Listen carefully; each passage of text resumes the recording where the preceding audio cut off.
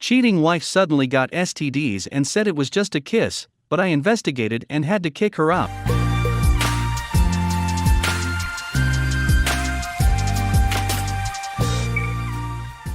We've been together for 9 years, married 5 years. We had some tension during the time, which made me realize she has a lot of issues about my behavior, which I feel like was an incentive for her to be with another man.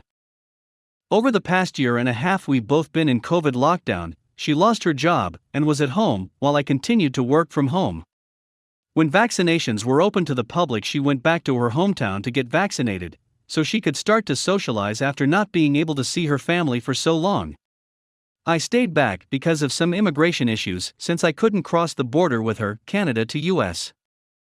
May 28th, everything was going along okay. We'd use FaceTime multiple times a day to chat. Then one day she says that she needs time alone to think about some stuff, so I say sure, I won't bother you.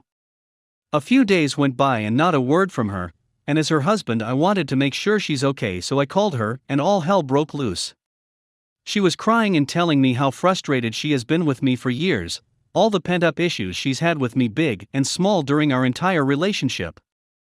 Some of it was valid, some I didn't feel was totally true. But over the next few days the outcome of it was that I needed to talk to a therapist to handle some issues I have. Which I accept. There are things I need to talk to a professional about. We don't have any financial, alcohol, gambling, or obsession issues. Mostly anger management, communication, and certain control issues that I have. It was a little rough that week, but we started talking again. Things were going back to normal. I booked a ticket for her to come back home. Meanwhile, I felt like something was weird about her. She wasn't acting the way I've known her to be. She would always say "I love you so much" and start crying. First week of June, meanwhile, she mentioned she's burning, like a yeast infection with some discharge. She got tested and treated for a yeast infection, and I joked with her to get an STD test too, just in case. She did get an STD test, and it was negative, but the issue wasn't going away. June 23rd, so she comes back home and the following day books an online appointment with a doctor to get tested again, and when she talks to the doctor she goes onto our balcony and closes the door. That was a huge red flag for me because she never, ever goes onto the balcony to talk. She did it a second time to talk to her closest friend, and I thought that's really weird. I knew something was up. Later that night I checked her phone to see if anything odd showed up in her messages or browser history. She deleted her entire browser history while she was in Arizona, another red flag. Then I found a screenshot of text messages she deleted, but were still in a deleted folder, and they were between her and another guy at the time she was changing flights in the Atlanta airport. She was upset with him because he didn't come to the dinner they had planned the night before she left for her hometown. I then went and checked her phone records, looking at the times she texted or called his number. And she had been in contact with him 5 days before she and I had our first serious conversation about marriage issues. I confronted her and learnt that he was a longtime high school crush, and she saw him in the club one night when she went out with her friends. She kissed him in the club and went home with him that night. She saw him 3 more times after that in a public park, and planned to see him for dinner a final time before she came back to me. He didn't show up the final night, and she realized he used her. She said she felt guilty the day after her first hookup and realized she destroyed our marriage. She continued to see him because she felt like it was over between us, was lonely and needed a male to give her attention and confidence. During that time she was seeing him we were still talking, and often after we would talk she'd call him. There's just a lot of emotions right now for me to deal with. She said she went home with him because she had so many frustrations with me, and when she saw an old friend from her past she fell into temptation. I was even more upset that her closest friends let her go home with another man, and over the entire time she was there they didn't tell her that what she was doing was wrong.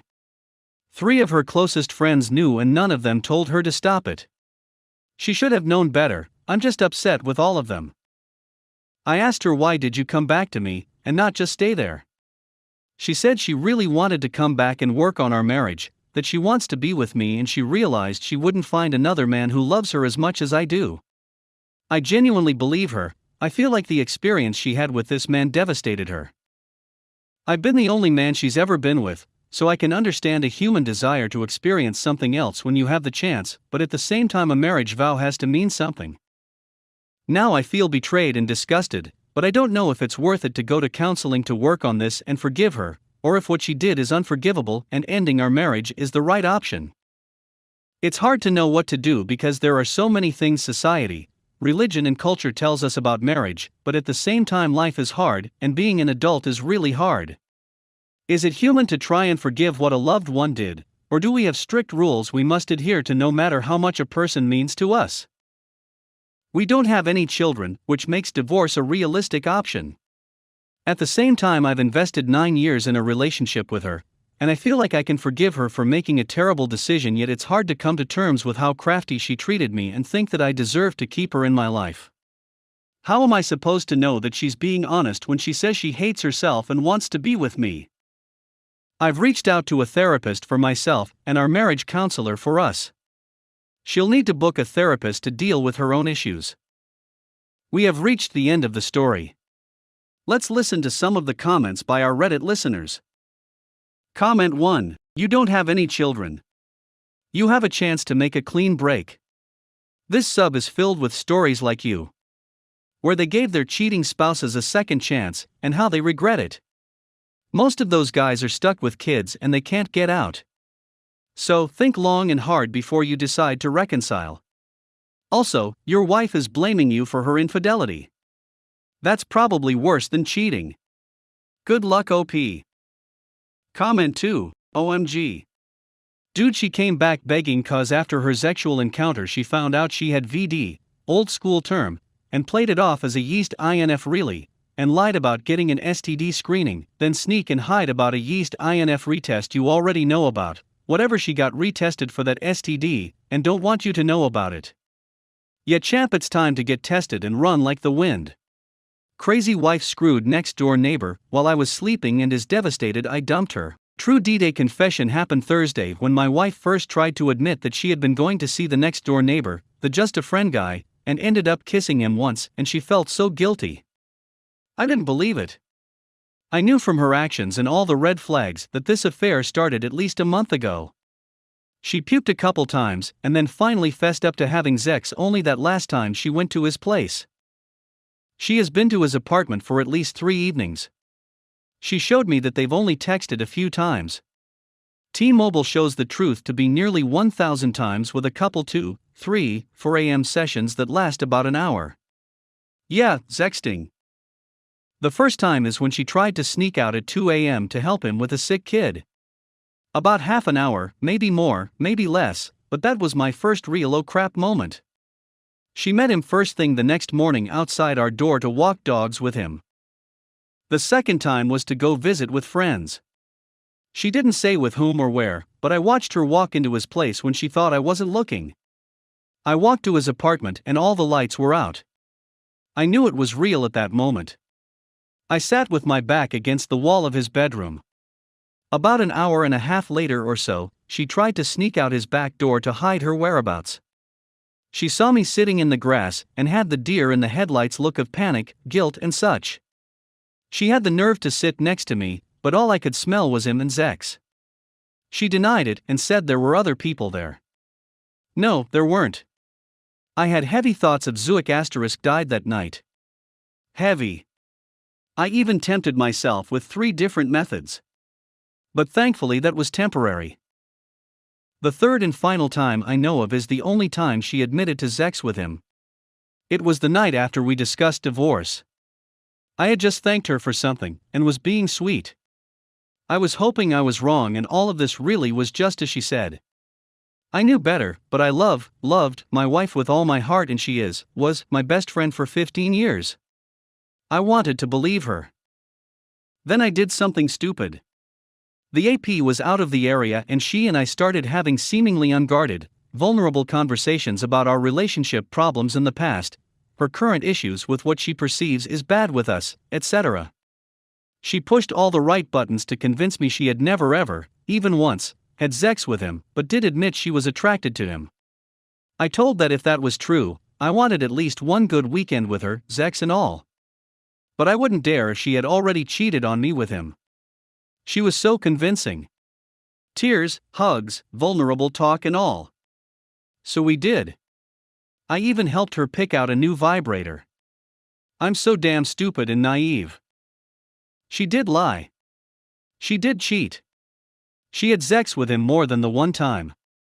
When you know, you know. So many songs and poems have been written on this very subject. I know I'm not alone in this, but what I know is fresh and cannot be unknown now. Like many of you, I struggle with this every single moment of every single day and night. When I'm awake, I imagine them together, hear what they say about me. The self-deprecating thoughts of how she finds sex far more satisfying with him than it ever was with me. And when I sleep, the nightmares come. Often they are worse than when I'm awake. If I do have a moment of peaceful sleep, I wake up after only a few minutes and I realize that this is still real and all the air escapes me and I cannot breathe. We had just decided in March to really make an effort to be a better husband and wife and parents to our daughter. I worked my butt off to show my best self, opened myself vulnerable to her, and at first, so did she. But she met the fat, ugly dog guy next door, and did a swift 180 on me. I was shocked. That was a month ago. She said the standard he's just a friend thing.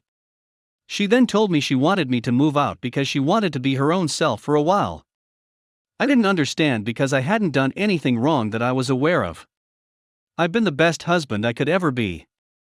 But it was actually because of the sexual affair. I can't process this. I'm leaving to visit with family in Florida for 3 weeks to remove myself from the equation. Maybe get a better perspective on things. I don't know. I can't even look at her now. I don't know how to deal with loving her so deeply for 15 years, and now feeling severe hatred, anger, and disgust toward her in such a short time frame. It didn't have to end this way. Not like this. I loved you with all my heart. You were my best friend. We have reached the end of the story. Let's listen to some of the comments by our Reddit listeners. Comment 1. Bro, I'm sorry for you. Take the time you need to heal. As many others, I have been through it too. Just remember, this usually happens because there's something wrong with the cheater. Don't let your mind trick you into thinking thoughts like, what did I do wrong? That's a road we should never go on. I am angry with you. I want revenge. But I understand that's not how life works. Reset and recover. Good luck to you. OP reply, thank you. Yes, there is a bit of a backstory with her self-esteem and sexual well-being. I know that this is the core of the issue on her end. She truly feels ugly inside and out. This guy took advantage of that and, well, we know where it went after that. As I've mentioned before, we've previously separated and have flirted with divorce before. It's only shocking because the infidelity actually happened, and it wrecked us, changed the story of us, right before we got our crap together. I'm still very angry, yes. It was wrong. Yes. She's probably got a lot more going on, of course. But we'll get through it. I'll get through it. If there's a relationship in the future again for me, hopefully, I'll be better prepared a third time around. Humans suck, don't they? Comment 2. The only thing worse than being married to a cheater for 15 years is being married to a cheater for 15 years plus 1 day. Take care of yourself, OP. Come up with a plan and don't fall for her love bombing again.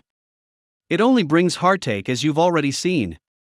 Start writing down your thoughts. Write out every sordid detail. When you feel yourself wavering, reread your words. We all have the tendency not to remember how awful it was, so writing it out will be what you need to combat that. Good luck. OP reply, I did confront him in a non-threatening way before I knew for sure. Before the confession. I saw him out front with his little boy and said, I know what's going on and it's not okay. He replied, hey, I've been there before, man. It happened to me before. I firmly responded, it's happening to me. Right. Now. I found my wife sitting alone outside about 5 minutes later, lamenting that this probably ruined her friendship with him. She didn't defend me. She worried about her and him. I should have known better. I was still naive enough to think maybe it wasn't as bad as it looked and there was still hope.